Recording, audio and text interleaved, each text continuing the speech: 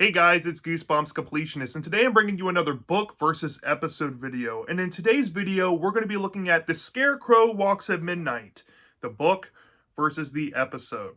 Now, both of these got a 4.3 out of 5 stars, which is an identical score, but for different reasons.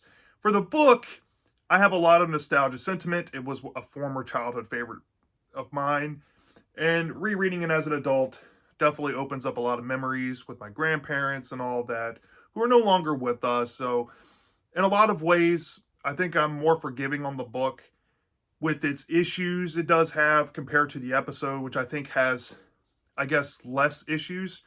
But both got the same score for me in enjoyability, and I quite love them to some degree, one way or another. So, this one might be a very close a very close comparison. So, with that being said, in these book versus episode videos, I like to go down a few criteria, and I often start off with the characters, and I go down each one that's featured in both stories. Sometimes some versions of the stories will have one character, sometimes one won't have that same character, or sometimes the episode will introduce a character that was never in the book. It is what it is, but I like to compare which ones were better or maybe tied. And then I like to compare the atmosphere, which one had a better atmosphere. And then sometimes I go into aesthetics. And I thought about this one, but I decided not to do it because if not aesthetics, I like to talk about tone, which I guess I could bring up, and I guess I will.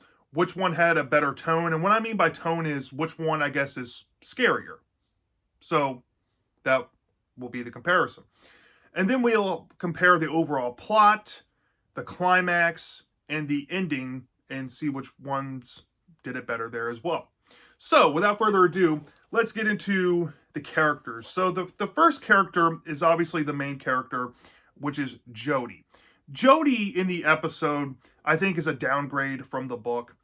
And I don't care what people say about Jody and her acting in the episode. I know the actress is pretty good. But in the episode, Jody is just a skeptic about the Scarecrow phenomenon. And, you know, she's kind of dryly written in some areas. A lot of things carry over from the book in some forced ways with her character and kind of gets in the way of feeling the emotions as you did in the book. And, you know, while most of the guts of the action involving her character are the same, I have to give it to the book counterpart for Jody, and here's why. I think in the book, Jody is way more spotlighted, and she's given the monologue of the story, and she's not so much a skeptic. You know, there's parts of her character that I think kind of add to the story a little bit. In the book, she's allergic to the farmland that her grandparents owned, as in the episode, you don't really get a sense of that. And she's having these weird allergy visions and sometimes dreams of these scarecrows, you know, coming after her and stuff, which creates some really good tension. And you do get a sense of more emotion to the situation as she's observing her grandparents changing and getting older. Like her granddad walks with a cane and her grandmother has kind of grown more distant and quiet. You don't really get a sense of that in the episode as well. So I feel like Jody has a lot more to offer in terms of character, offering, observations, monologue, all that. Even though it's not the greatest thing ever, it's still here in the book, right? And I do feel like she's given a lot more scenes and a lot more context and a lot more area to move and wiggle around the story in the book than she does the episode. So I'm going to give the edge to Jody, like I said, to the book. Mark, however, her younger brother, it's kind of ambiguous on the age difference in the episode, but if I had a preference, I'd give the edge to Mark in the episode. The book, he's really annoying, and he's pretty much there just to be the comedic relief of the story, but I don't think he's all that funny. He kind of comes off annoying in some parts of the book, even though he does play a role in some way, especially by the back half of it in the climax. I feel like in the episode, he's given a lot better treatment because Jody is made to be like a skeptic, right? He's the one that first sees these scarecrows, and he's a lot more quiet and reserved, and They dial back a lot of his annoying things and annoying traits that he had in the book as a result as well. He does get this very poorly planned Scarecrow thing where he has to dress like a scarecrow to scare this other character. That was prevalent in the book, but there's a lot more context in the book with that. So yeah, at least he has some impactful role in the episode after a certain point. But like in the first half, he's given a lot better treatment. I think in the second half, he kind of falls to the wayside a little bit, kind of like his book counterpart. But I'd prefer Mark in the episode. The next character I want to bring up is Styx, which is Stanley, the farmhand's 16-year-old son. I think, for my money, I'm going to pick the episode counterpart for Styx all day. I think the actor who plays Styx did a great job. And I think he's a lot more prevalent in the story because the episode definitely put a lot more focus on the whole Stanley grandparents drama than the book did. As in the book, it played a lot more into three different things. Jodie's going through these visions because of her allergies and having these dreams of these scarecrows. And it's trying to be more of a figurative message to Jodie. You know, I guess Stein was trying to write figuratively with her character about premonitions and stuff like that. So it's there. Then you have the whole grandparents and Stanley drama kind of added on to that. And then you have the mystery behind the scarecrows and if Styx is behind it all in the book. In the episode, the mystery is kind of there with Styx's character. Is he behind the scarecrows? But it's not as in-depth. But because of that, it puts Styx in a lot more scenes, or I guess in similar scenes that we got in the book. But since this is a truncated version or an expedited version of the book, you feel like you get a lot more of him. And I do feel like his character in the climax is enough for me to care more. And I think a lot of why I prefer Styx's character in the episode also deals with him knowing his father's motives. As in the book, he seems kind of mean to his father about it all. When you learn, what happened from Styx's perspective with Stanley and all that, I don't really like that all too much compared to the episode where you kind of feel like, Styx has a bigger hand in it all. So for that, I'm going to give the edge to Styx to the episode. Now to the grandparents, I think, go through a lot more, emotional stuff that is relevant to a lot of young people watching their grandparents get older in life in the book. As in the episode, they're kind of there, just to facilitate them owning the farmland where all this story is taking place, honestly. And there are some changes that you see throughout the story with them. And, you get the sense that Jodie and Mark are witnessing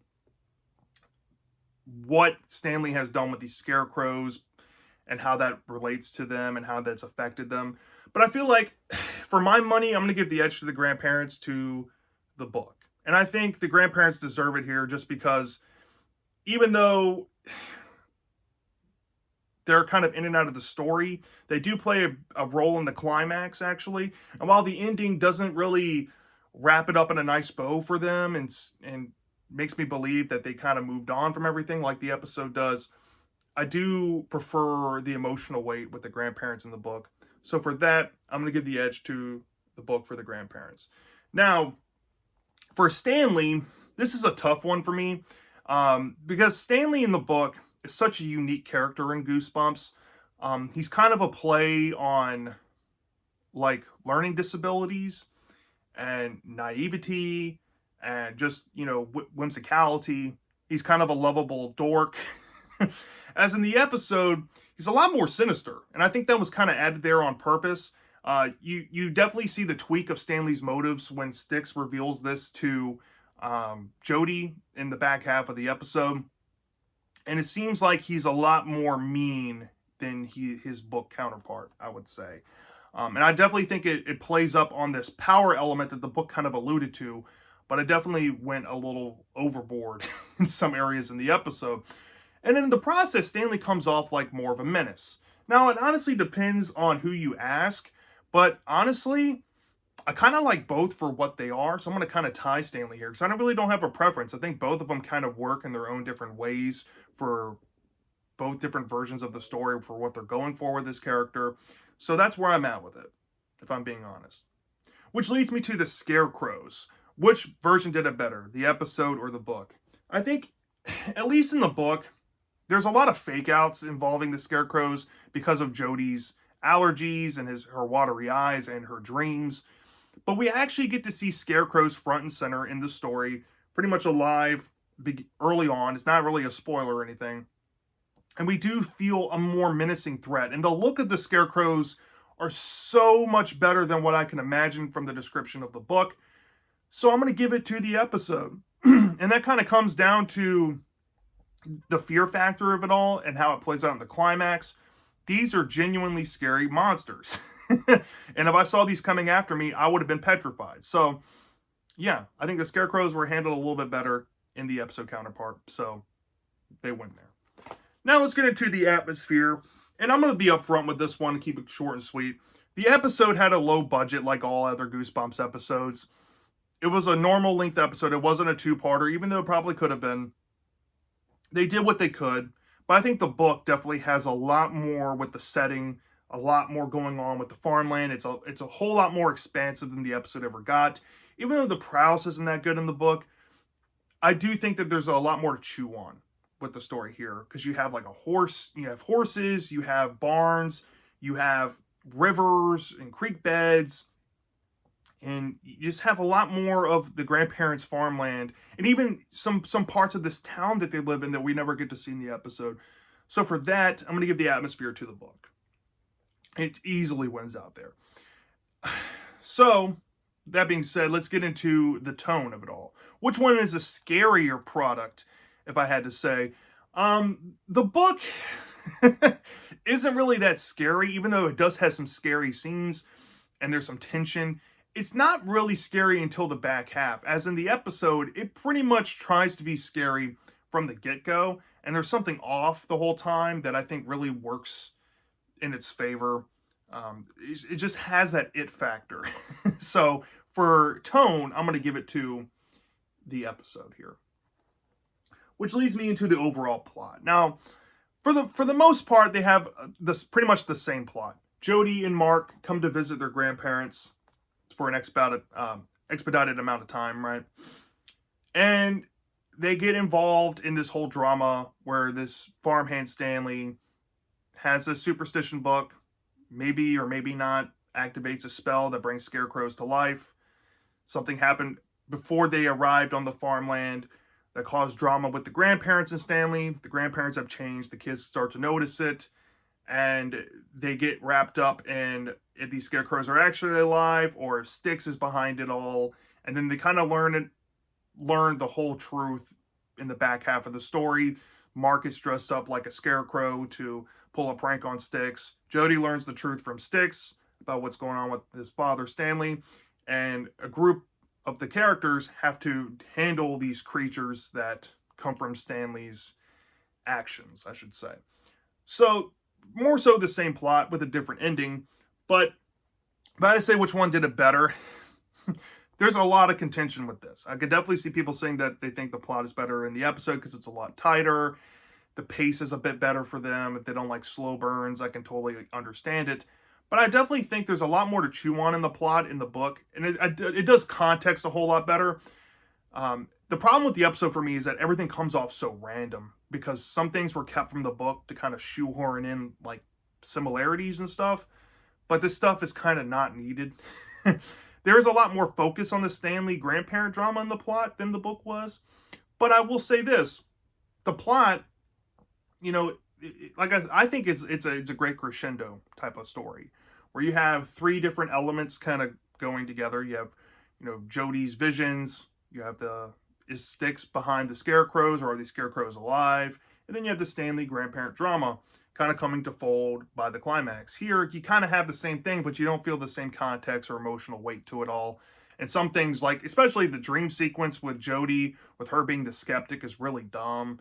And the whole thing about keeping Mark posing as a scarecrow, you know, without the added scenes that the book gave doesn't really come off that sensical. So yeah, overall plot. If I had to say it, controversial or not, I'm gonna give it to the book just for context and being at least more neater with it all. So that's where I'm at. Now, climax is a different story. I think the book's climax is very convenient because, in my opinion, what happens in the climax in the book could have happened way earlier on in the story, and it feels like a far-flung conclusion that was kind of cast out the door with some half-baked motives with Stanley, which are passable, but still kind of, you can poke holes in them a little bit. And how they take, control the situation and get rid of these creatures that Stanley has brought upon them should have been done. As in the episode, it all feels more in the moment. It's not as convenient. It makes more logical sense of, why they haven't been able to do this, because they haven't gotten them to this certain point or had the opportunity to maybe do this or use some like minds together to come up with a better solution to it all. I like the climax way better in the episode. And honestly, they both kind of play up this theme or message of playing the hand of God on Stanley's counterpart. Stanley has unknowingly created life potentially, and this life has to be expunged. I think it's a lot more graphic in the episode, but in the book, it's a lot more thought-provoking and dark by how they perish. But either way, I think it's handled better in the episode, so I'm going to give it to the episode. Which leads me to the ending. Now, the ending on both, I'm not a big fan of. The book's ending, I guess I have to give mild spoilers. There's like a taxidermied animal that's inside of the grandparents' house that has some connection to the grandfather's past. And Stanley, after the climax wraps up, gets to keep his superstition book. We don't really get to see what happens with the grandparents. And Stanley's over there, mumbling through the book while Jody's sitting there in the living room, and something happens to this taxidermy animal. Let's just say that. As in the episode, it involves kind of like a hay baler tractor attachment. And Stanley finds a page in the living room after the grandparents and Styx and Stanley have seemed like they've gone through it all and forgiven each other about what happened. And everybody seems to be changed for the better. But Stanley, being Stanley, picks up this page, starts mumbling, and something happens out in the farmhouse with said hay baler attachment on the tractor. So, in my opinion, both are kind of silly. I do feel like you get a lot more wholeness or believability with the grandparents in the situation, because I think the grandparents were kind of absent in the ending, so you don't really get a sense of like what happened with them as you do in the episode. But I also think both actions are kind of ridiculous. Stanley being able to keep his book, why is that even in the book's counterpart? But also him finding a page and reading it and then just bringing to life something out in the farmhouse. It's even more of a stretch. So I feel like while the episode does mildly fix it, it does offer a little more to chew on, even though it botches it, in my opinion. And I find myself kind of, weirdly saying this, even though I really don't like the ending to the episode, and I think that the ending in the book is fine and all, I do still kind of prefer the episode's ending, at least parts of it. I kind of wish if you combine the best elements of both, you would actually get something better. So if I had to slightly prefer, I'm going to give to the episode, but realistically, I'm probably going to tie them here. So, where does that leave me with The Scarecrow Walks at Midnight? Well, this was very close. There was a lot of give and takes. The episode definitely pulls away with a few characters, like Mark, Styx. I do like Stanley about even as the book counterpart, even though he's kind of different. I think the Scarecrows are better. I think the climax is better. And I think the tone is better. But the book also brings a lot to the table. The book definitely has the better atmosphere. I think Jody's easily better here. I think the grandparents are better here. I think Stanley's just as good as the episode counterpart, but it's in his own ways. I do feel like the plot is handled better in the book, in my opinion. And I do think the ending is about on par with how I feel about the episode's ending. So it balances out to where I say it's kind of a tie. I can't really decide which one I prefer, honestly, because they both have strengths that the other doesn't.